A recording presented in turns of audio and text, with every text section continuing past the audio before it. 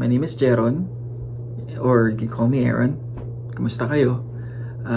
I've been in Canada since 2010. Originally landed sa Mississauga, Ontario. Pero right now, I'm in Surrey, British Columbia.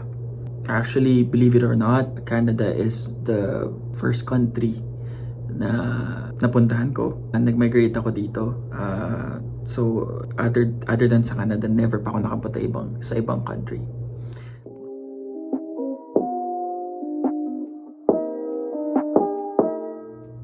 Status ko in the beginning, I applied for the live-in caregiver program. So yung program na yun, I had to satisfy 2 years within, I think, 3 years as a live-in caregiver in order for me to be able to apply for permanent residency. And then, of course, right now, citizen na po ako.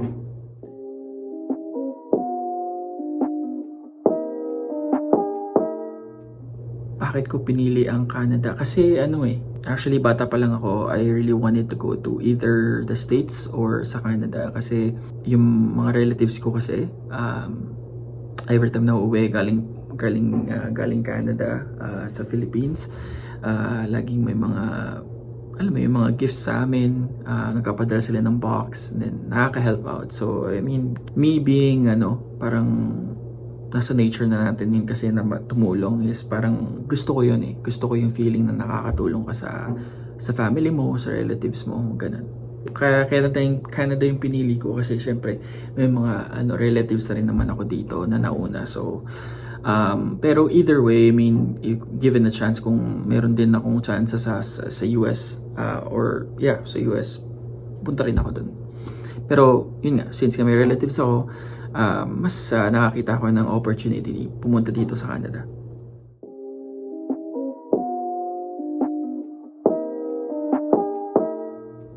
Actually, back in 2008-2009, from my application for the live-in caregiver program up until I became citizen, it was all DIY. Ako lang gumawa, hindi ako nagbayad ng agency kasi nasa website naman lahat 'yon, nasa CIC website. So just follow the instructions and make sure you're not missing any documents na nare-require nila. You should be good.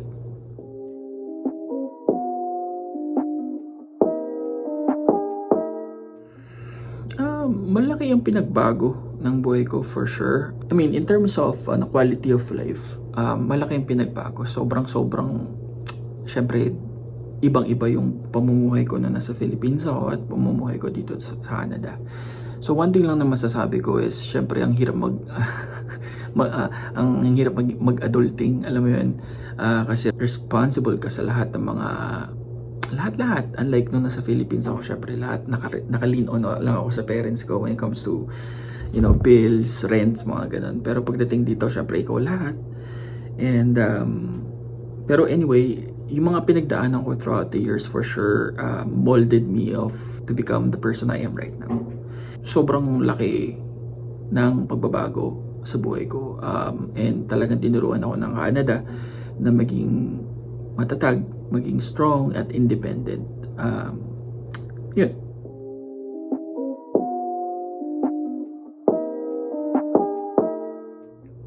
Challenges in the beginning kasi syempre stepping stone lang naman ng pagiging live-in caregiver ko eh. So I took up live-in caregiver program back home, yung course na yun, para ma-sponsoran ako ng kamag-anak ko. Ang talagang ang tumatak na parang hardship talaga is yung nag-work ako as a live-in caregiver. But in reality kasi ang hirap magtrabaho sa isang bagay na hindi mo gusto. So every day dinadrag mo yung feet mo para lang, alam mo yung masatisfy lang yung yung requirement ng trabaho, kasi it's not something that I did back home, right? Kasi sa Pilipinas nag-work ako sa maraming call centers kasi para akong call center butterfly noon eh.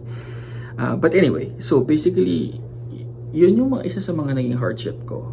And also culturally, pagdating sa work, ang daming kailangan adjustment akong gawin kasi may mga parang mga characteristics or parang ganito alam natin ginagawa natin sa Philippines, pero pagdating dito sa Canada, meron pala silang ibang approach. So, you know, yung mga adjustments na ganun, na ano man, so far so good naman, na nalalampasan.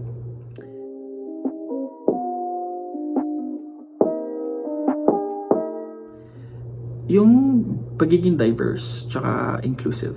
Canada is a multicultural country, na syempre niyayakap niya yung pagkakaiba ng bawat isa at you know, yung uniqueness ng bawat isa. Although you can still sense a little bit of bigotry here and there, pero as a whole, Canada is a good country in terms of multiculturalism.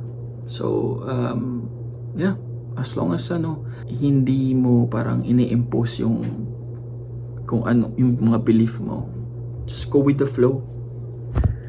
You'll be fine. Parang ganun.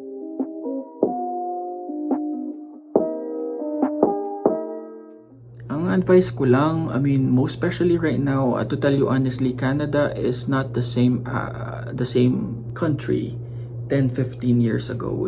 You know, ang daming pagbabago. Syempre, when it comes to price, when it comes to quality of life, when it comes to inflation, ganyan. Either way, just, you know, if you're planning to come sa Canada and gusto mo mag-migrate dito, just like anywhere and everywhere in the world, you have to prepare yourself. You have to prepare your mind, your body, and your soul. Kasi it's not really gonna be easy. Pero one thing for sure, you have to surround yourself. Like if you have family here, you have to surround yourself with family and also close friends. Because it's not gonna be easy, but it's gonna be worth it. Yun lang.